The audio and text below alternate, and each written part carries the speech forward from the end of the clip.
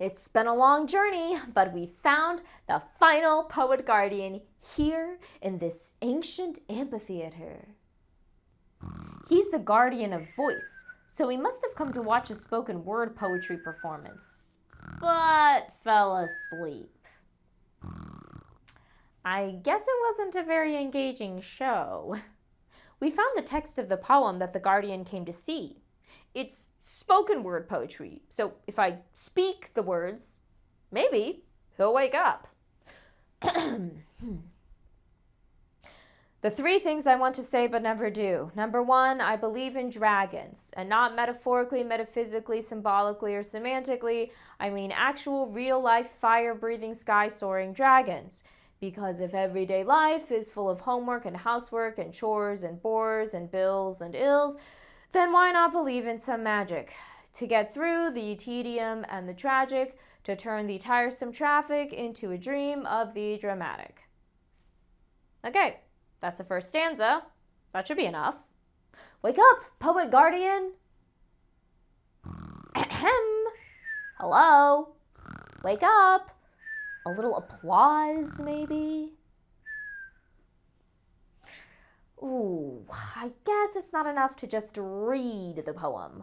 We'll have to figure out what's special about spoken word poetry to do this right. To awaken our final guardian, we'll need to explain the characteristics of spoken word poetry and also analyze the effect of performance on it. Let's get going.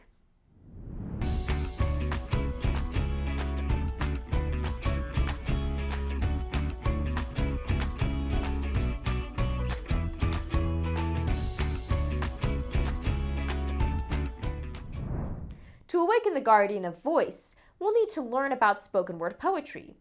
Maybe you've heard that term before. Do you already know anything about spoken word poetry? What can you infer about it from its name? Pause to write your ideas in your guided notes, then resume to discuss.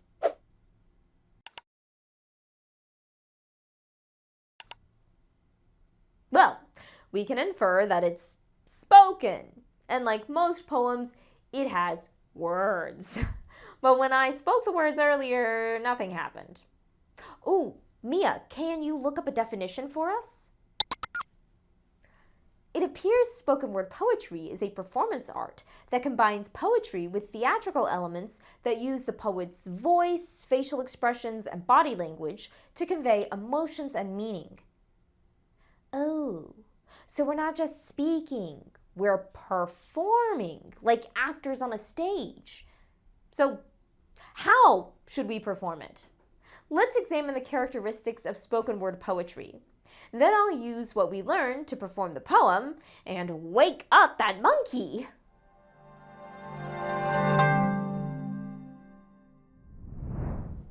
Spoken word poetry is a broad category. It doesn't have strict rules about the topics explored or the structures used. It's really all about dynamic, powerful performances. However, there are some topics that spoken word poetry frequently addresses. It tends to focus on the speaker's view of society and seeks to inspire positive change. Because of that, spoken word poetry is often very emotional because the speaker feels strongly about what they see in the world and what they want to improve. And that way, spoken word poetry is similar to lyric poetry. Both focus on the individual speaker's feelings. But in spoken word poetry, feelings aren't just expressed through words, but also through performance. Let's consider how performance can emphasize the emotions in a spoken word poem. Our facial expressions, body language, and voice are 3 tools we use to perform.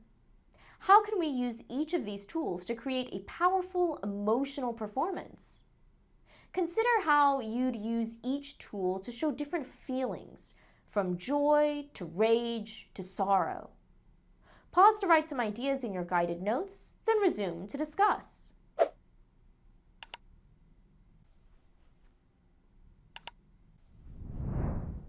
We often use facial expressions to show emotion. When we perform, we can exaggerate those expressions to clearly show our audience anything from delight to terror. Our body language is another powerful tool for performing emotions. We might use arm gestures, move around the stage, or stomp our feet, or change our posture. And of course, our voice is maybe the most important tool of all. We can alter our volume from soft to loud, our pacing from slow to quick, emphasize some words, or leave dramatic pauses. And because it's so centered on performance, spoken word poetry also tends to use poetic devices and structures that lend themselves to being read out loud. Grab your guided notes to consider some of those elements. You can use your guided notes to read the entire poem. Take a look and consider the figurative language, sound devices, and poetic structures you've studied in this unit. What can you identify in this poem? Pause to make observations in your guided notes and resume to discuss.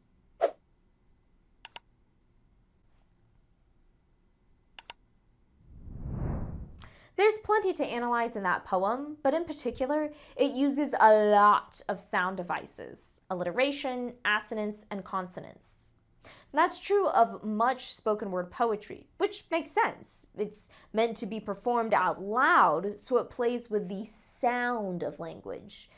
You might have also noticed that this poem uses rhymes.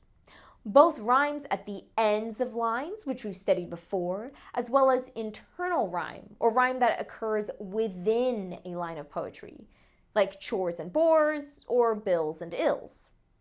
Spoken word poetry doesn't have to use any of these devices, but it often does because these devices emphasize the musical qualities of language when we perform. Now that we've explored the characteristics of spoken word poetry, I'm ready to try performing that piece.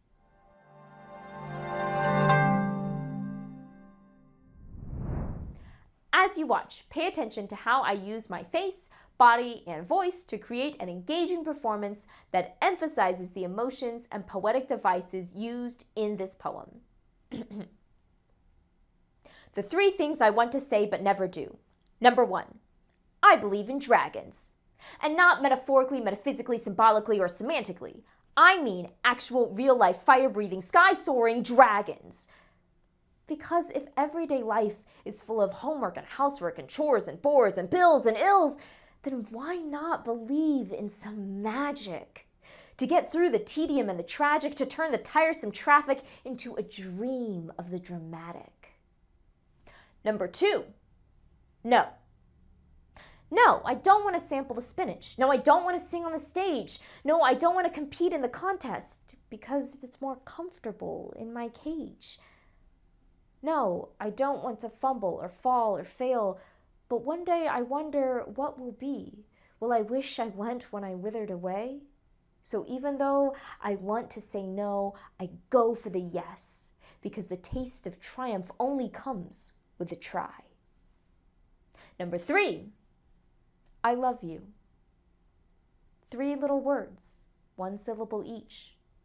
Why only on birthdays, holidays, happy days?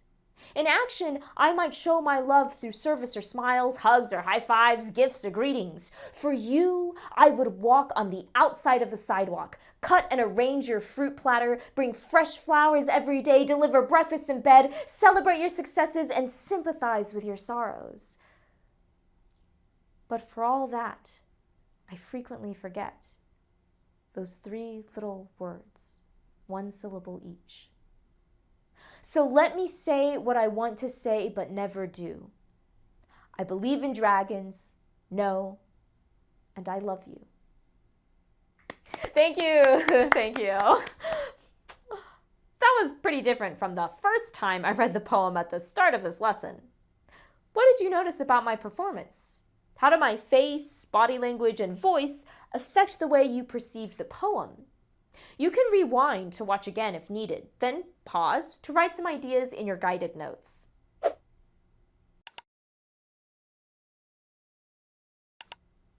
Hopefully, my face, body language, and voice made my performance more interesting and engaging. You might have mentioned that the performance created drama or excitement. that it helped convey my feelings, or that it drew attention to the sound devices and poetic structures in the poem. But now, for the real test. Did it awaken the guardian of voice? Wait for it. Morning, little guy. I mean, noble poet guardian. The performance worked. Now that the final guardian is headed back to the temple, let's figure out what's next.